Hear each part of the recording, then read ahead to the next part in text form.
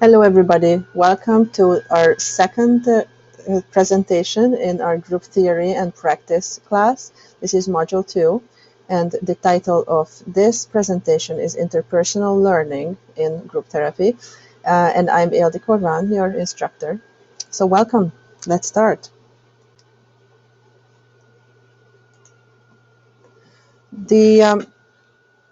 The focus of this talk is going to be about the various therapeutic factors that are essential in group therapy, and we're especially going to focus on interpersonal learning. What happens, what makes it possible in group therapy to focus on interpersonal learning, how group is a social microcosm, and how we are reliving or recreating those issues in our life that we are really struggling with or that we really need help with, and how those are going to be healed in the group therapy situation by the help of interpersonal learning and various other factors. So this is a continuation of our last presentation about therapeutic factors.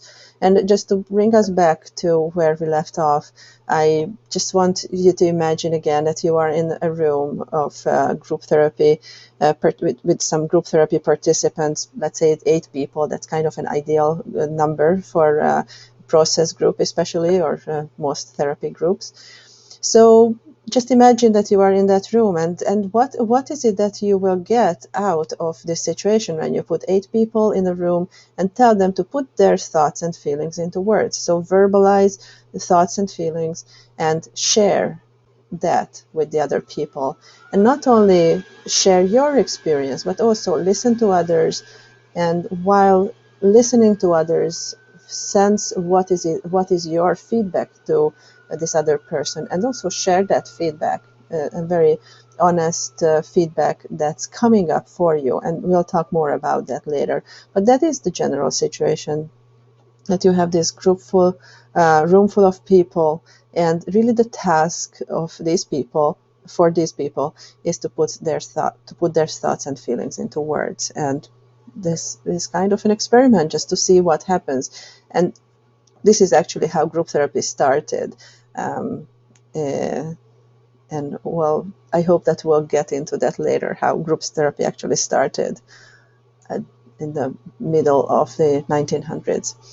So coming back to our task here at hand, talking about universality, and why is it an important factor in the group environment. When people come to a group, or for that matter, any kind of therapy, usually people think that they are the only one with such a huge problem, or their situation is really very unique, and they have the worst issues, that they either have the worst partner, they had the worst upbringing, they have the worst boss, and usually in individual therapy they are pulling from the therapist to address their issue, as if that was the biggest problem ever in the world. And on one hand, we are attending in this way to our clients, but when we are in a group situation, it also gets a broader perspective. So people come and they share their scenario with other group members, and as they share it, and if the group is set up in a way that other group members will start giving them feedback, usually it is a humbling experience to hear other people sharing their story in exchange, hearing this one person's story. And this person who shared their story and eventually will understand or will see that other people have very similar stories, and not so much the content of the story, but more what kind of effect it had on that person. So it's not the same story, but it is a similar experience. Especially, it's very similar how it affected that person, and that's when we get into the areas of grieving and loss and hopelessness. Those are the effects that those situations have on us when we are sharing our story. And I think it is important to point this out, because that is what starts that process. Instead of just sharing my story and wanting others to hear it and maybe give me advice, which is not the role of these therapy groups, but rather I'm sharing my story, you are sharing your story, and we start hearing the similarities, and that's where the basic of universality comes in, and it can be a very healing factor, especially in the beginnings of group therapy. Usually in later stages, you already have this understanding. The group already bonded based on several factors, including this universality. But in the initial stages, it is a very important factor. And just as an example, what comes to my mind is when I worked with a group of mothers of young babies, and uh, and these mothers would have feelings towards their babies that are not always extremely loving. And as a new mother, that is a terrifying feeling.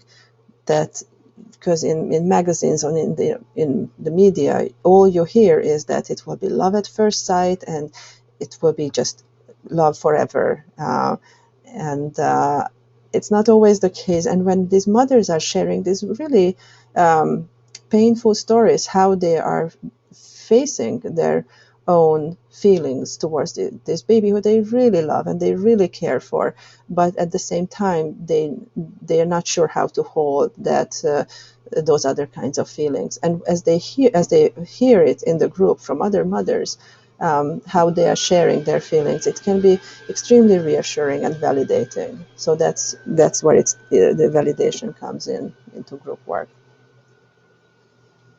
And again, the corrective recapitulation of primary family groups, we already talked about this, but I think it is very important to remind ourselves that the corrective emotional experience that happens in individual therapy is really very active in group therapy.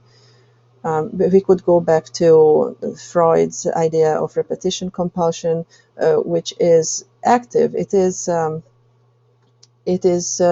true that we tend to repeat our role in certain situations, and there is a whole literature about that you might have studied in individual therapy. But what happens in group is that we are not alone anymore to face and to solve these patterns. Because even if we recognize it, because very often those are unconscious repetitions, but let's say somehow it came into our awareness or our conscious awareness, but still it's really difficult to solve these issues on our own.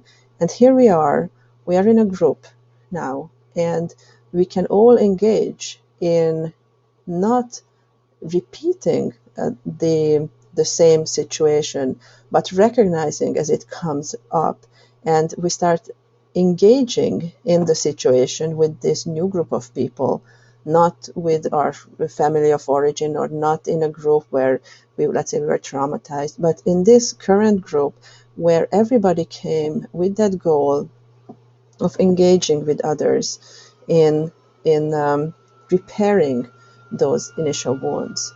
And so we are repairing and not repeating, ideally, these wounding situations that we keep putting ourselves back into in our life. And here we are going to talk about how group is a social microcosm. So it is a setup where you are going to repeat the event, the social setups, the relationships that you have outside in your outside life, outside of the group life. But it is a very goal-oriented activity here, where our goal together is to repair those interpersonal relationships, and that's how it becomes a corrective recapitulation of the primary family groups or those wounding group situations. And so in what ways, so our next slide is about interpersonal learning, and the question here is how it happens that we are able, in a group setting, to focus on our interpersonal tendencies. I'm going to talk a little bit more later about the group norms, as we are setting up the group to encourage group members to focus on these on their own interpersonal tendencies. So not so much focusing on stories, and not so much focusing on other people that they would blame or they would complain about. But whenever group members are sharing stories from their outside life, it's always with the goal of understanding their own interpersonal tendencies. So in the group, I put these few themes. I think these are the exact themes as in your Yalom textbook. He talks about this. So usually there are these certain themes that come up that trouble people as an underlying troubling layer, and then on top of this, usually we come up with those interpersonal stories, situations that happen in our life, and because we don't focus on these underlying layers, but we feel them and they make us act and behave in certain ways, and that's when we tell a story, we would blame and complain about other people. But really what we are trying to focus in group is to observe our reactions as they arise, not only in the outside situation that we are talking about, but really what's happening in the here and now in the group room as we are telling our stories to our fellow group members. So these themes are often about power, the division of power or the hierarchy, assertiveness, how much I can assert myself or how much I shy away from my own assertiveness, or other people's assertiveness. Anger is also a big issue. There are many people who cannot control their anger, but there are many people also who are really so afraid their own anger that they're really suppressing it. And usually so these are issues that we are so used to in our everyday life that we don't really notice them. It takes time and effort in this group situation to actually look at these underlying themes. Which you can do, of course, in individual therapy, and that's you also do that in individual therapy. But in the group environment, you have this interpersonal learning aspect of your fellow group members, so they can help you with it. So just continuing the list, we have competitiveness, envy, jealousy, and those other basic qualities or themes that we compete by with other people. The big issue is intimacy and sexuality and how it comes up in group, how it comes up in our yearnings and desires with the people in the group. That's usually the easiest entry point into talking about intimacy and sexuality. Generosity, that's another one that can come up, and really yet another theme, underlying theme that we want to look at. What is our generosity based on? What is it? Is it a need of ours to be generous? And if it is, then why is it? And talking about it can just help working through it. And it doesn't mean that you will stop being generous, but it is yet another topic that's important to understand why we are compelled to do certain things. And greed and envy, these are all issues that are usually hard to talk about, and in group we are trying to find ways how to address them.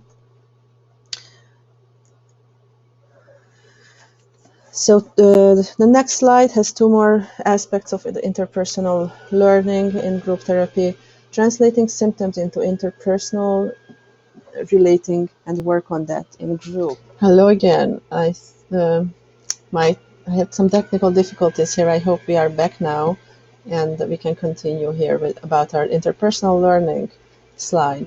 So I was talking about depression and how it is important, especially in group therapy, to find the interpersonal origins of a certain symptom like depression. And once we figure out how it was triggered in interpersonal situations, usually that's what we can come down to, how the wound happened, or how our understanding of ourselves really happened in a social setting or in relationship with others. So once we figure that out, then we have this great opportunity in the group setting to actually have these other people in the room who can take a role in healing that depression in an interpersonal way. So not only we can sit in the group setting and share our thoughts and feelings about our depression and its origins and how it affects our everyday life today, we'll hear back feedback from these other people, how it is for them to experience our depression, because they are experiencing it in the room. It's not about me telling about my depression to these people and then they can respond to my words, but they actually, if I'm a depressed person, they will feel that, and that's what we are focusing on the room. So they will feel that and they can respond to that, how it is for them to be with me in the room. And as the deeper we dig in these interpersonal translations of the origins and the healings of the symptom, the more clear it becomes that it has really strong healing effects on the person. And so the second point on this slide also relates to the same issue, that shift happens through experience and not solely on insight. I don't want to say not on insight at all, but really what we are experiencing in a group situation is that we are experientially, we are relating to other people through our symptoms. So let's say, again, going back to the depression example. So I'm feeling a certain way in a group, and I'm sharing that, and other people also share that experience of my experience, and they are responding to that. And then the meaning of this line here is that it's not so much about insight. It's not so much about telling me what they think about me, about my depression, but really the way they are going to relate to me. It's and that's why, again, it's called the process group, because it's in the process of the relating of the how and not of the what. They are going to tell me, respond to me, ask me.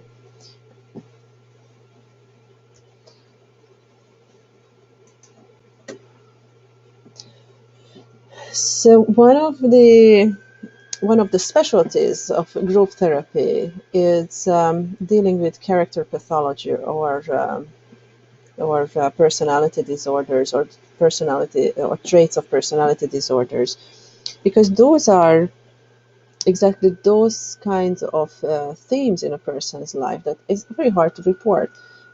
Especially because it's so much a part of a person's sense of self, and that's why they're called personality disorders.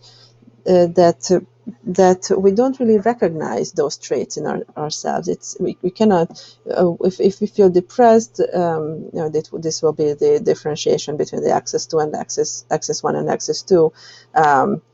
The diagnosis is that usually the person can identify the symptoms on axis 1, but really this character pathology and personality pathology is people usually don't come in reporting those things. But put a person in a group, and very, very soon other group members will feel that, and they will respond to those character traits in this person, which does happen also in our everyday lives. But in a group situation, people are encouraged to verbalize it, put it into thought, put their thoughts and feelings about this person, or how they feel in this person's presence. They're encouraged to verbalize it and share it in a non-judgmental way with this person.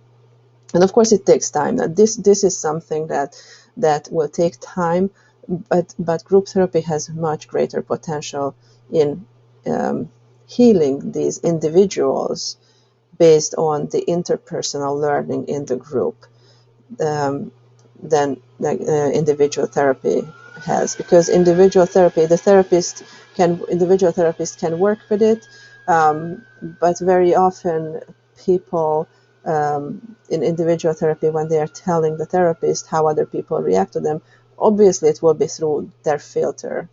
And many times individual therapists report that if they are in a situation when the partner comes in or other family members come in, they're really shocked to see what kind of person it is in their eyes, which is very different how their client described their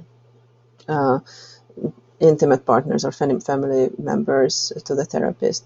But in the group room, they don't need to explain anything. It's right there, and everybody has the lived experience of it, the person and all the other family or the group members and the therapist. And then that's what we work with in the group. And it is without exception that in a group environment, our maladaptive social patterns will emerge. And that's how we come to the topic of the social microcosm that the group is. It is because everybody's maladaptive social patterns emerge in group, and that's how it becomes a social microcosm. And just a few words about this social microcosm and how we use it, how we work with it, what are the characteristics of it in group, why is it important. There is this dynamic interaction happening in the group, and it's best, or it's the closest described by intersubjectivity or modern psychoanalysis, or some the certain modalities of modern psychoanalysis, when we are really paying attention to the co-creation of the intersubjectivity, when we are both creating our reality together in the here and now, and we can learn about ourselves through this dynamic interaction, also in dyads, but definitely in groups. It is very it is very true. And so it's not a static. So it is important that it's a dynamic interaction. There will be no groups alike. That is one of the reasons why when a person misses one session of ongoing group therapy, so let's say you are in a weekly group and there's one session when a person doesn't show up, it changes the dynamics. It's not only that person is not there and the rest of the group goes on as if that person was there, but the dynamics will shift and change. There are certain roles or certain themes that are happening in each group, and now the other members will somehow take on those roles or those themes, and everything will shift. Or when a new member comes, if let's say there are 10 people who are in an ongoing group, one person leaves and there's a decision that there will be a new member joining the group will be likely to go back to its original stage, which again, we'll talk later about the stages of group development, but the group as a whole will go back to that original stage when the group members are trying to figure out the safety of this group, they will need to negotiate group norms in a new way. it's not just that there is one new person, but everything, and there's all this dynamic interaction in the group changes and shifts around. And one of the other aspects of it is my third bullet point here on the slide, is by sharing our inner world, we pull on others' characteristic defenses. So if I'm just lecturing here to you, you are not being pulled so much. You are certainly pulled in a certain way into your characteristic defenses, but not as much as if we are sitting in a room and we are all sharing our inner worlds. Because by definition, when we do that, we are we are calling for this dynamic interaction from each other. And if we are really paying attention to these underlying, more unconscious realms in our inner world, that's what we are pulling for from other people as well. And this is a specific quote from the Yalom book, that our reactions are invaluable data and not failings, which I think is so important to understand. And it really helps to create a non-judgmental environment in a group, that when we react to somebody else or to ourselves also, it is invaluable data that we can work with. That's the grist for the mill, as they say. And it's not a failing. It's not a failing if I get angry at somebody in the group. But it is a very important data for myself and also for the other person. So if somebody triggers my anger, that's very important that I would share it. And it wouldn't be a blaming, it wouldn't be a blaming statement, it wouldn't be a complaint about the other person, or that, oh, you have to leave because I'm getting angry. But really sharing that anger, not as my feeling or your feeling, but as a reaction that tells us something about both of these people who are, if I get angry with you, so my anger gives me information about myself, my inner world. It gives information about this other person's inner world, especially if in the group situation we see that statement, let's say if it was a statement that this person made, triggered anger from other people as well. And maybe there are other, maybe more shyer people than me who would not say that they were angry. But now when I named it, maybe other people will join me in my anger. And again, it will be kept very safe and very non-judgmental response to this person. So that's again a nuance where that person wouldn't get scapegoated, that, oh, you angered everybody, so you need to be out of this group.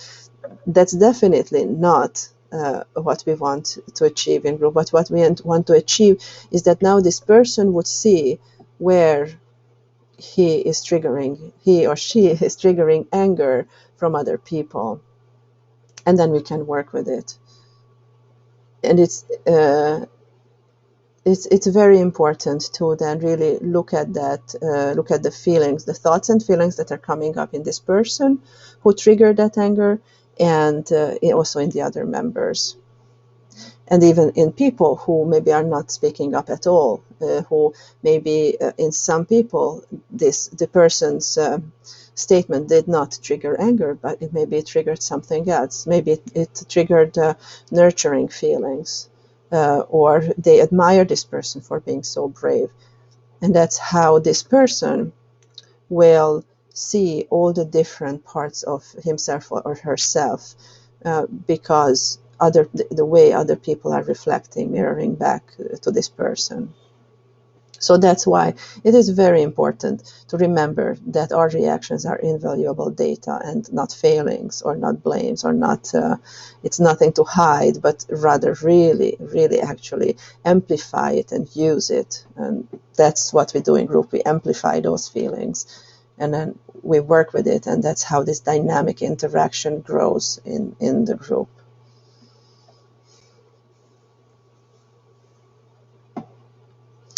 one of one of the ways that the therapist or the leader or facilitator of the group has kind of an easier time in groups than in individual therapy, that the therapist is not always the one who is participating in this reenactment or a transference, counter-transference projection kind of situation, because very often the group members are working with each other. So, so whereas in individual therapy, the client would only have the transference towards the therapist, and the therapist would have to work with it while being in, I called it the hot seat, but being in that situation when he or she is part of the equation. In group therapy, it's sometimes the therapist can step back a little bit and observe what's happening in the room between two people, what's happening among the other people while these two people have some kind of interaction, and so then it's easier to name those dynamics that the therapist is observing, because there is just a little bit more time and space for the therapist to feel those feelings and think those thoughts, and then actually verbalize them. That is another. This next point is another Yalom quote when he says 8 people respond to the same stimulus in 8 different ways. That means that they have 8 different inner worlds and their projections and their transferences, and everything that's happening among those 8 people is a proof that we have our own different realities, that we see reality in different ways. And there is no point arguing about the different views, the different worldviews, or the different realities that we see. But there are those times when our realities trigger each other. So those are usually those crossing points of our different realities when something gets triggered, and those are the points that we can address in group therapy. And so in order for all this to happen, so that all this interpersonal learning could take place, that all these transferences and reactions could be named, or the universality could be processed in a therapeutic healing way, we need to establish some group norms. And usually this happens at the very beginning of the treatment, if it's ongoing therapy. So you, as the leader, you will work with your clients who come, as I said earlier in the previous module, if it's a private practice setup, or hopefully other setups also, you will have a chance to meet with the group members individually before they join the group. If it's a group therapy in private practice, you have your own contract or group norms that people actually even sign. If it's an agency or hospital setting, then the group works within the parameters of the agency, and so there will be norms related to the agency itself. So it can be different how much of this group norm framework is implicit or explicitly said. So usually, if you have some kind of written agreement, so those will be the explicit norms. The first group meeting, you're going to go through these explicit norms, like for example, not being late from group, or it's important that if it's in a private practice setting, again, you are going to be charged for group meetings even that you don't attend. and so on and so forth. On the next slide, I'm going to talk a little bit more about those specifics. But besides the explicit, so there are the written and the just the verbalized explicit norms that you discuss with clients at the set while we are setting up the group framework. But then there are also implicit norms, and usually those are learned by the group members from the group leader. It's very often the group leader is modeling those implicit rules. And through these group norms, the leader holds the safe space and is a role model for communication style. And that is already not just at the beginning of the group therapy process, but it's an ongoing role modeling and communication style.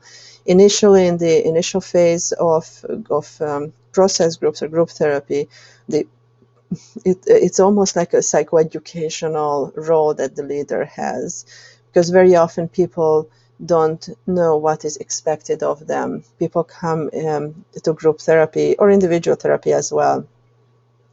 But so when people come to group therapy, they often have misconceptions. What is it that they are expected to do, or how they are expected to behave or respond to other people? And so actually this even in a regular process group or therapy group, the facilitator, the therapist, would initially teach explicitly group members how to behave, what is expected. So some of the group, okay, and here we go again. This is the last time I'm going to reconnect to my slideshow. So I started talking about the group norms, the specific group norms. And one of the first one I mentioned here on this slide is attending regularly and being on time. This is also, it's a very important rule in any kind of therapy, and usually clients of individual therapies are also well trained that they only have that 50 minutes window, and they need to be there on time because they will end on time. So even if they are half an hour late, it doesn't mean that they will get an extra 50 minutes like from the time they arrive, but this is a set time. And this is even more so very important in group therapy, because again, it's not only about the person, but it's about also how it affects other group members. And anytime a person is late or doesn't attend, it usually gets talked about by the other group members. I don't want to say that necessarily the group leader or facilitator would initiate that conversation. If somebody called or emailed the therapist usually would tell the group that so and so will not be here today. But if somebody is late or somebody didn't call, usually the group members will have reactions to that and they will verbalize that. It's yet another interesting thing, like how much time or how much depth or in what ways people would talk about the person who is not there.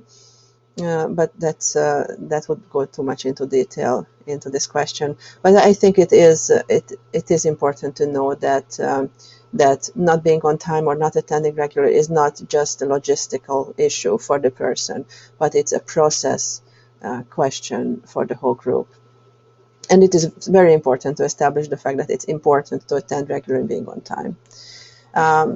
The next big important group norm is to help people learn how to use words instead of action. And again, this is this can be an ongoing issue to keep encouraging people to use words instead of action. There are some simple ways that people learn very quickly in what ways they can use words, but then there are more subtle actions that actually takes a longer time to notice that we are even doing something that can be more subtle way of responding to each other. For example, that it takes time for the whole group or even for the therapist to notice how a certain member is responding, maybe always with the same bodily body gesture, or just in what ways does this person turn, or what is the intonation of their voice. And so those are also actions. It's not as simple as no drinking or no eating during group time, which is kind of a basic rule that using words instead of action, which is an important rule, and different group therapists would reinforce it to different degrees. How when a person, besides being for medical reasons for drinking water, but drinking coffee or eating food or snacks during group time, when a person becomes hungry or thirsty or would reach for that bottle or that cup, there is something that they could share with words, and it would be a lost opportunity to use a process comment about that or verbalizing what's happening. And it's nothing tragic if that person will actually act out on on their desire, or it can be even if the room is stuffy and somebody would get up and open the door or open the window. So there can be more benign kinds of actions, but it's always better to use that opportunity for process. Again, it's not always, because there's always actually so much happening in the room that you don't have time to process or to verbalize everything that's happening in the room. But this is a basic group norm in all groups. And being personal, using I statements is an important aspect of group, and again, being personal, that's something that you have to teach your clients to what it really means. That just talking about like a pet, let's say, it can feel very personal to somebody, but besides everybody being excited how cute that puppy or that kitten is that the person is describing, really it's more important to talk about the person's feelings or thoughts about that. Why is it important for them to let's say to play with that pet, and or whatever happened with the pet in their outside life. If they want to share that, if they share that story, they would talk about it in a personal way. That's important. But also yet another layer of process in the group environment is how to think about that. Why did I bring that up now? Why am I talking now about my cute pets, puppies, kittens, or whatever else one might have as a pet? Well, the I statements already relate to giving feedback to each other, but not advice. So that's another, especially in support groups, which you have to think about this specific group norm differently a little bit in a support group. But even in a support group, we don't want to encourage people to give advice to each other. They could share what they have done in similar situations, and that could be very helpful for the person. But it's definitely, it's still not an advice. It's not that you should do this or that, because even if a group member gives full-heartedly some kind of advice, maybe this other person is not able to do that at this time. Maybe they are too anxious or too depressed to do that thing that would make a lot of sense. So they might just say thank you for that good advice, because they would love to be able to do that. But if it is a process-oriented group, then hopefully this person who was given the advice would be able to say as a feedback what they feel about getting the advice.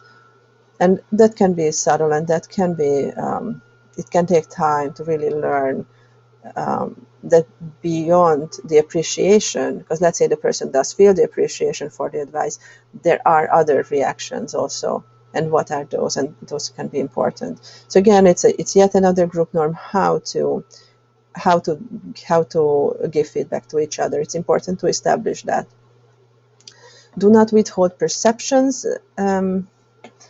And that's it. Just speaks again to the same thing I think that I keep emphasizing, that when I as a group member, I perceive somebody else doing, saying something or in a certain way, uh, if they remind me of somebody who I like or dislike, um, that's a very important, very valuable response to that person if given in the right vein.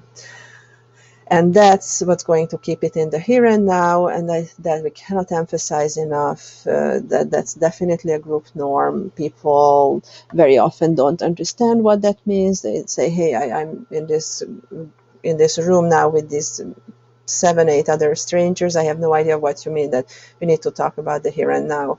But slowly but surely, most groups get it, and they get off the ground, and they start discussing the here and now, and are able to recognize more and more how to address the here and now. It is very important to remind people to challenge themselves in the group, to take risks.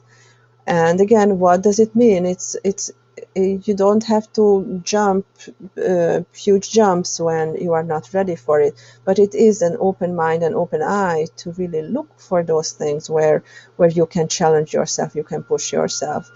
It's very easy to shy away from challenging um, disclosures in group, because nobody knows that you just realized something, that you feel a certain way towards somebody.